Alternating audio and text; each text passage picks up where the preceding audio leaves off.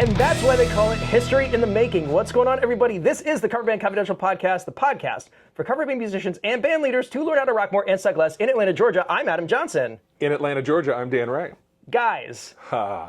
And one or two ladies. It happens. This is, in fact, the first time Dan and I have ever been in the same oxygen area. Yeah. Short story is my birthday was the other day, Thursday, and had some folks over for a little get-together. And on Sunday, Amber had texted me, because she's crafty. Yes. And said, hey, having a little get-together for Adam's birthday on Friday. I know it's a big ask, but want to make sure you got the invite. And I pulled up my work calendar for Friday, and there wasn't much on it. And I was like, I bet I could swing that. So yes, I opened I didn't open the door. Amber's like, hey, could you come here for a second? And I walk out, and there he is. In your living room. Yep, large as life. And it turns out that Dan is in fact taller than I am. We didn't quite know these things. And I learned a few things, because the other part of that is that you guys know Dan from the way that he sounds on the show, but that's also how I know him. And so when he was in the actual space talking, I was like, he does sound different. I do. I guess I do. Well, I don't know. I don't hear myself, so. Your signal chain is very specific, that it's got all the compressors and like the stuff in line, even with me. Yeah, well, I think you know it from when you're doing editing. Yeah. I presume that in Zoom, so our workflow mostly is we're on Zoom and we're recording that in OBS, and then we take video and audio from all that, and Adam does all the editing and stuff. So in editing, yeah, both of us have a fair amount of sweetener on both of our channels. But I would have thought in Zoom I'd have sounded more or less like this. I don't know. But again, it's it's triple driver in-ears, like being fed right into your brain. Yeah. It's a little different when there's air behind it. Yeah. Yeah. Well, how's it going? It's good. It was a drive yesterday, and we're gonna do it again today. But absolutely worth it. Absolutely worth it. Got to hang out with your band. Yep. Some last night. Members only in the house. Yeah. Super funny. I heard all the stories about them, and how your bassist got joined in, and the drummer's progression toward E-Rig and all that stuff, and then all the kinds of other great stories. Who knew you have body finder skills, underground, ground penetrating radar, grave finding, unmarked graves. There were some interesting stories. It was fun. The conversations were quite varied, weren't they? They were. Well, and it's that thing where you're like, all right, I've got like 3 or 4 different friend groups in a space. How are they going to interact with each other? Yeah. And everybody kind of found a spot, and some of the music-y friends who were hanging out with not music-y people, talking stuff and finding common ground, and it was a great hang. Yeah. And totally taken by surprise. Except I wasn't. I actually knew that you were coming the entire time. Did you? Yeah, Amber kind of let it slip. Dang it. But I did practice. Oh, good. I practiced. It was very convincing. Well, and I did. I spilt my Mai Tai all over myself. Well, that sold it. I think, sometimes you just got to commit to the... For sure. To the whole thing. Sacrifice some Mai Tai to the... To the podcast gods, I guess? Yeah. Pour some out. So what you are seeing here is the other side of the podcast dungeon.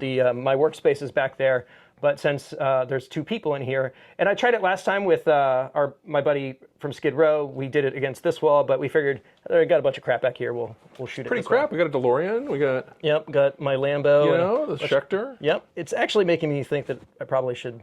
You should use this more. Yeah, and that was the intent initially, was to kind of make it with different spaces and such. And for sure. So I guess we'll do that. And listen, guys, this is going to be just the podcast about us being in the same space. In a podcast space together. So actually, we do have a review. Okay. Should we do that? Yes, let's do that. All right. This is coming to us on Facebook Messenger. Yes, which is back channel, inside baseball stuff. Kinda, yeah. And our review for today, and I've got it here, is coming from a man named Paul Kent, who reached out to us on Facebook Messenger and said, really enjoyed your episode this week. Great stuff, guys. Yeah. And Paul Kent, of course, the former and sometimes still co-host of Gig Gab. Yep. And I know Paul in and out of this show. I actually didn't even realize this, but Paul's brother is a guy that I've worked with for years and years. His name is Neil, so shout out to Neil Kent, because sometimes he listens. And when we did our last public show, he was there, and I've known Neil for years and years. And I got to play at Neil's wedding, and I'm looking at like the slideshow and stuff, and there's Paul just coming back around every now and then. Yeah. So yeah, it's the world is small. The world is small, and hearing from Paul is really cool because he kind of retired from he was a co-host of the Gig Gab podcast, and if you aren't a listener of that, man, do you have some back catalog to go through? It's good stuff. And Paul always was a really interesting balance of thoughtfulness and passion on that show, and really I mean, for me, even before we started this, he was an important voice in my band journey and stuff. Also, a total inspiration as a band leader. Yeah. Right? He's had this band together for like 15 years or something.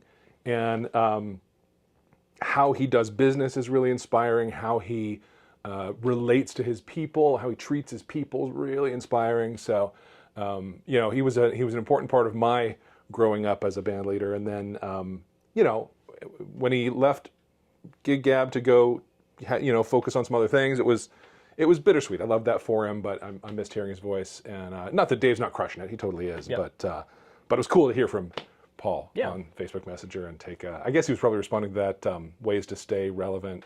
Yeah, I think it was the Yacht Rock review. Yeah. Our review of the Yacht Rock review article. Right. It's just meta on meta. Second degree review. It works. Yep. It's fine. Anyway, love you, Paul. Great to hear from you. No real big plans or topics because basically the thing that we've done this week is this. Yeah. Which is no small feat. No. I will tell you, driving from North Carolina through South Carolina to Georgia is, when I mapped it on late in the night one night, it said, 4 hours 45. And then when I actually got in the car, it was like, 5 hours 45. Because there's a lot of stop and go through South Carolina. Yeah. And the tradition for me when I come through this part of the world is to hit Crystal and get that 4-pack of gooey, weird burgers. Yep.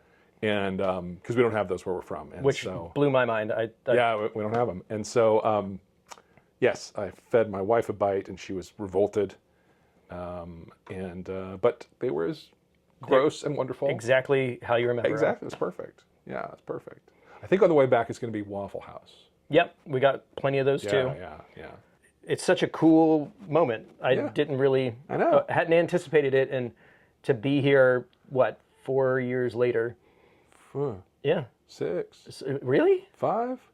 I'll have to look. It was at least 20. I think it could have been 20. No, 2018. I think is when I was like, hey, I'm starting a thing. So like 5.5. Yeah, I think so. 5.5-ish. Probably. Yeah, and we always kind of imagined that we would build our first meeting around some event or something, but like birthday, that's a good enough event. Why not? That's an event. Why not? And now that we've broken the seal. Yeah, it'll be a lot less dramatic next time. Right. And it did occur to me, like, after, the adrenaline had worn off, I was like, there's like at least a dozen guys in their 40s that would be really stoked about this. I know. And we did call one. We did. So after I made that claim, I decided we'd FaceTime Mike Schulte. Yeah. Just under the guise that he probably wouldn't be available. I was like, we'll just leave a voicemail. Yeah, I'm sure he's banging drums in front of 50,000 people right now. So he did pick up, though, and sure enough, he was literally walking from their green room to the stage, about to do exactly that. Right. And I was like, hey, are you sitting down? He's like, well, no. And I just kind of like widened the shot, and he definitely lost his mind. He feigned falling on the ground. Yeah. The next thing he said was, well, I can't believe that I met Adam before you did. True. Yeah. Which happened a number of years ago. If that side quest was, I flew out to Oregon to do basically just shoot footage for the Confused Breakfast when they did Mikey's House from the Goonies tour, which was one of those once in a lifetime things that you never get to do unless you know guys like Mike. Right. So anytime that I can make this community happen in the real world is always awesome. We've got listeners that come through town. Shout out to Dennis Padgett and Dunny and John from up in New York, who was with Level Up. He's retired out because he's a dad now and had to take some time off. But I always really appreciate it when people come out and want to say hey. And it's been amazing. And this is kind of like the culmination of a ton of work to just be able to talk with you in person about the stuff that we talk about online every single week. Yeah. I mean, last night the conversation really evolved into, gigs from hell and gigs from heck. We call them heck. And great gigs. And, we had the full band guy banter thing. It was great. Right, but we also, like we were talking about, improv and TV shows that we were watching. Like, you know, this started off as kind of a partnership. It has very much turned into a friendship. I probably talked to Dan and the guys in this community more than I talked to anybody else other than like 100%. You know, my neighbors and stuff. Yeah. Because I literally I'm plugged into this community all the time. Yeah. And to see it kind of turn into this awesome, supportive, constructive community has just been, it's hard to put into words. Yeah. Yeah, and to be here this weekend, you know, with like, I mean, aside from the people I live with, I spend the most time with you out of anyone in my life, probably. And, you know, probably closest with you about the things that matter to me. And so to like 5.5 years, we've never actually been able to do that. That's right. You know, it's great to put a period on that and have a new era. Yeah. So now it's just, it's all in person all the time, 5 hours every single week. Probably not. No, probably not. But it probably won't be another 5 or so years until it happens again. No. We'll do something. We'll do something. You know, we've always talked about a get together of some sort. Yes, there was. I don't know if this made it out onto. I think we may have mentioned it once or twice on the show. Yeah. Lots of back channel talk. There was some conversation about doing a literal convention where like we all go to a town. Vegas was the one that popped up, primarily because it's a place where there's live music every single night of the week, and it's a bit of a destination. Unlike, I mean, there were talks about Nashville. Some people were just like, I don't like Nashville, which is fair critique. Yeah. But yeah, we even tried to rope in some other creators and stuff on that. And it became Texas with a $sign expensive. Yeah, I had a conversation with a conference planning firm, consultant who would, you know, get paid good money to, you know, make the thing happen. And, you know, in my industry, there's a lot of that kind of convention kind of stuff, and I go to a bunch of them. So I was kind of thinking down that line, but it became quite, even doing it in a lightweight way became a lot. And then would there be some stab at ROI on it, or is it just something we would fund because we love it? Well, the funding of it became elephant-sized before too long. Yes, it would take roughly 1,000 years of Patreon money to fund. Unless that 1,000 more of you join the Patreon. That's right. And then we could do it just every about week. 500 years. Yeah. Yeah. But that's closer. Yeah. But, you know, the other thing is that there are events that happen that, you know, sometimes we just end up at, you know. I've already got my passes for NAMM. I'm trying to get accommodation sorted currently. There is talk, this is, again, more inside baseball. There is this, like, YouTube back channel of just, like, guitar creators where I was like, hey, where's everybody staying? They're like, well, we're thinking about doing an Airbnb. Would you be interested? I was like, yeah, I'd be interested. Yeah. Because staying at the Hilton where everything is happening is great, but it's also very expensive. Yeah. But just the thought of having like every single guitar creator that you've ever heard of, like staying in a house, that's a reality show. Yeah, for sure. Yeah. So, you want to, do you want to know what kind of toothpaste the guys from 60 Cycle Home use? You know, that would be the kind of stuff you would find out on a show like that. Yeah. But never say never. Yeah.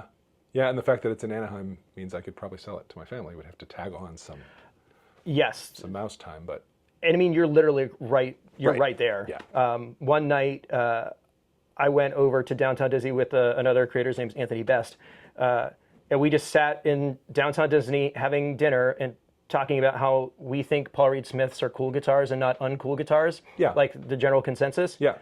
And it was like it was this passionate, like inflamed conversation about how we don't understand, and it's because we're products of the 90s and all of the cool, like heavier bands played them, because you had, you know, we'll go and call it out. We'll say Creed played them. Yeah. Limp Bizkit, Incubus, like all of these bands that's just what everybody played. If you wanted to sound like you were in a hard rock band, you had to have a Mesa dual rectifier and a Paul Reed Smith. That was just what you had.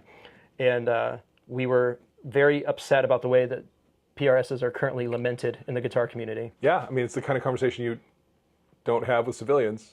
Nobody else knows that but us. So, at this point, you've got something that kind of needs to happen, and you're feeling a very familiar sensation that I'm aware of. And I put myself here, and I put myself here to pressure then future Dan into action.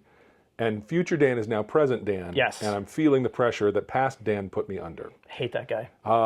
Yeah. I mean, and I prefer this to when I've said, this is a future Dan problem, screw that guy. Yeah. That produces bad outcomes. This one has the possibility of producing a good outcome. But so sometime back, around the first of the year actually, I booked my 80's brand, which is going to be the same personnel, but a whole different kind of production level, 2 tracks, new lighting, bunch of things. Costumes, whole 9 yards. And I was talking to a venue, and I booked us in November 2nd. Seemed like an awful long time away at the time. And now, these days, we've made some progress. All through the summer, getting people together for a regular rehearsal was tough because of travel and summer, or whatever people were dealing with. Sure. We're now less than 2 months away, and I don't have a show. So I'm feeling a very particular kind of time pressure about that. It did occur to me on the way down, chatting with my wife about it, that we could potentially open for ourselves as the band that has the muscle memory, and then just kind of split the show in half. And that would lower the demand on me to get 3 hours worth of this stuff up. I could just do an hour and a half or so. So I'm contemplating that. I'll run it by the guys and see if they feel like that's a cheap out. I don't know that it's a cheap out. I think it's kind of impressive, actually, when a band can do that. Yeah, the only thing about that, though, is you would want to get the hard part over with. Oh. And that doesn't really do that, you know? Because if you open up, like, would the 80's band open up for the main band, or would it be No, flipped? it'd be the main band opening for the 80's band. Right. I want to be buffing up the brand of the 80's band by having it be the headliner. So the only time we've done that is when the 90's band opened for the 80's band. Why was that better? Because the 80's band is the one that's locked in. Like, we've been doing it longer than anything. So we did the hard part first. Yeah. And then we were able to just kind of go out there and do the well-worn, like, stuff where your confidence is at 100%. I don't think it's a bad idea. Yeah. I'm just saying that there's never going to be a part of the show where the pressure's off, because you're kind of ramping up to the pressure. And I think I'm just currently talking you out of this in real time. No, I don't think so. I'm thinking through it. I think that lowering the volume of show we need to get created is probably the number one target. Sure. I feel like our regular show with the regular brand is enough on lock and enough in muscle memory that it's going to be that game of staying present on stage and not being thinking about the second set while you're playing the first set. Mm-hmm. So that'll be a thing to discuss. I hadn't really thought about that, playing the first set as the one brand with the other one in my head. Yeah, something to consider. It is something to consider. Yeah. Because I've seen a number of groups do this. We were talking about this last night.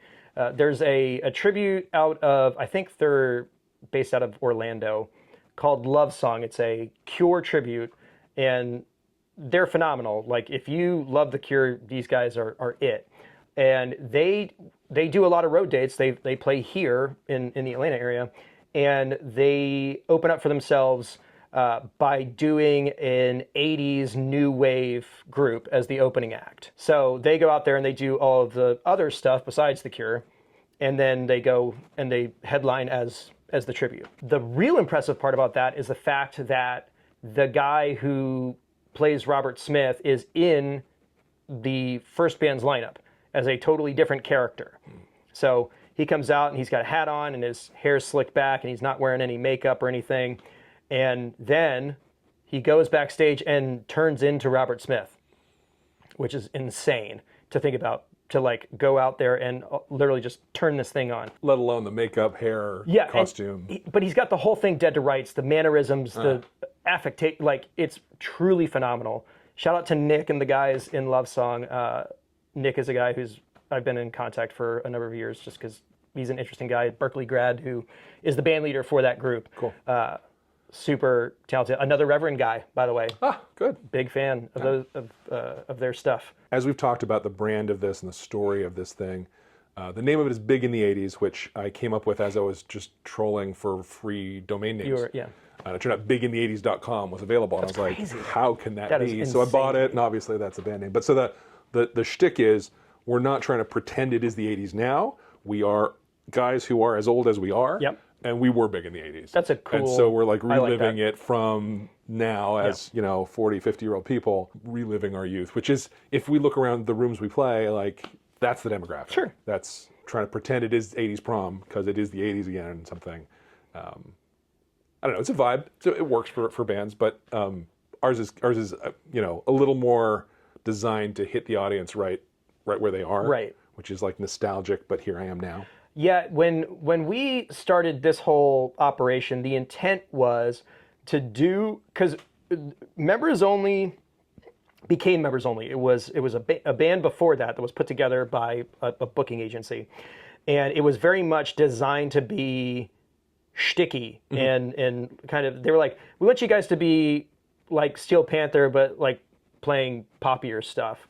And it just, the concept never hit right. And we decided that we weren't really into it. So our intent was to do an 80s tribute that wasn't putting on like costumes. And the look of the band, my thought was, well, if the T-Birds from Grease existed in the 80s, what would they dress like? Right.